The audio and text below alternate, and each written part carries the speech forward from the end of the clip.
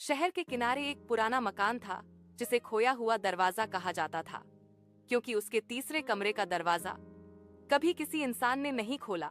फिर भी हर आधी रात को वह अपने आप खुल जाता था। कहा जाता था कि अंदर से किसी के चलने की आवाजें आती हैं, जैसे कोई धीरे धीरे कमरे में चहलकदमी कर रहा हो। राहुल को इन अफवाहों पर यकीन नहीं था। दोस्तों की हिम्मत बढ़ाने के लिए वह रात को उस मकान में चला गया।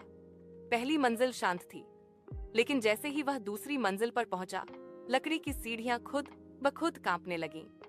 दीवारों पर जले बुझे हाथों के निशान उभरने लगे। उस कमरे के सामने पहुंचते ही उसके पैरों के नीचे का फर्श ठंडा हो गया, इतना ठंडा कि उसकी सांसें भाप बनने लगीं। दरवाजा धीरे धीरे चरमराता हुआ खुद खुल गया। अंदर बिल्कुल अंधेरा था, पर फिर भी किसी के चलने की आवाज साफ सुनाई दे रही थी। थक थक राहुल ने टॉर्च जलाई।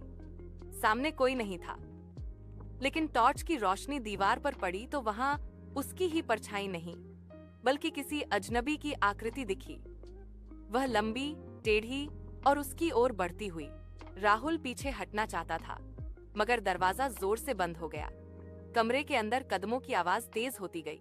उस रात के बाद वह कमरा फिर कभी नहीं खुला, क्योंकि अब कोई और अंदर चल रहा था। Like and subscribe for more stories.